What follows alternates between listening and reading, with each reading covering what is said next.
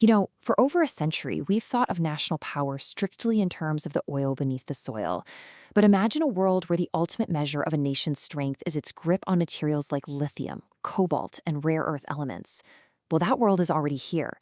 Today, we're diving into the absolute foundation of the 21st century economy. Because make no mistake, this isn't just about mining anymore. It's a high-stakes race for technological survival and global dominance. To really grasp the sheer scale of the transition we're in right now, think about this: 20 to 50 times. The International Energy Agency predicts that the prices of certain critical minerals are going to skyrocket by this staggering multiplier by the year 2050. I mean, that's not just standard market inflation. That is a fundamental, permanent shift in global demand, entirely driven by the explosive rise of green technologies and advanced defense systems.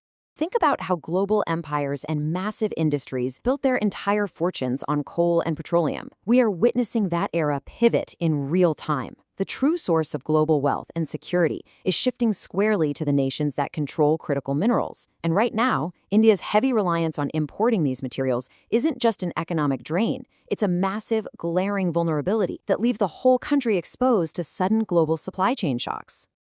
So, our game plan today is straightforward. We'll unpack the mineral crisis, dive deep into the actual blueprint to solve it, evaluate the strategic impact, confront the bottlenecks head-on, and then wrap it all up with a quick final revision. Let's get into it. First up, the blueprint. What exactly is the systemic solution to this massive geopolitical vulnerability? Enter the National Critical Minerals Mission. Let's talk numbers, because this is wild. 16,300 crore rupees. And that's not just standard government spending. Managed by the Ministry of Mines from financial year 2024-25 all the way to 2030-31, and backed by an expected 18,000 crore from public sector undertakings, this is literally the price tag for resource independence. They've got a highly critical 7-year window, and this targeted financial mechanism is designed to kickstart an entirely new industrial ecosystem from scratch. And we aren't just talking about digging holes in the dirt here. This framework is about bringing the entire mineral value chain within domestic borders. And yeah, that even includes exploring offshore areas. From the very first stages of exploration to mining to advanced processing and finally recycling. It's a complete, closed-loop system aimed at total self-reliance. The scale is really what makes this a master plan. 1,200.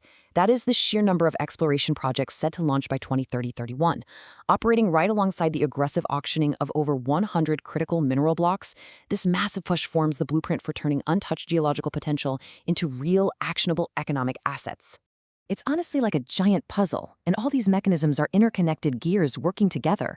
The mission throws down financial incentives to recover vital minerals from mining waste, while setting up a dedicated center of excellence for R&D to close the technology gap. But they're also looking outward. They are aggressively encouraging Indian companies to acquire mineral assets abroad. Why? To guarantee a steady, secure domestic stockpile, no matter what kind of disruptions hit global trade. Okay, let's shift gears and look at the strategic impact. We're talking security, the economy, and the massive push to net zero. This is quite literally about connecting the rocks deep underground to the sky above us. Transforming our current import reliance into a robust domestic value chain is mathematically the only way we are going to reach the ambitious target of net zero emissions by 2070. These critical minerals are the absolute foundation. You want solar panels, wind turbines, and advanced battery storage for a nationwide energy transition? You absolutely need these minerals. Now, geoeconomically, this domestic push aligns perfectly with something called the China Plus One strategy. Basically, it's a global business approach where massive international companies are actively diversifying their supply chains away from a single dominant country. They're trying to mitigate huge geopolitical risks. By building a highly competitive and reliable critical mineral value chain, India positions itself perfectly to absorb massive foreign direct investments from major economies like the US and the UK. And the ripple effects across the nation? They're huge. Beyond just green energy, these high-quality materials are vital for withstanding extreme conditions in our aerospace, defense, and nuclear sectors, which directly bolsters national security. At the same time, we're looking at a major economic turnaround, slashing that massive current account deficit by lowering import bills, sparking a wave of job creation in high-tech industries, and setting up advanced systems to reclaim 400 kilotons of material just through recycling. But hey, no strategic briefing is complete without a reality check. Let's look at the bottlenecks to mineral independence.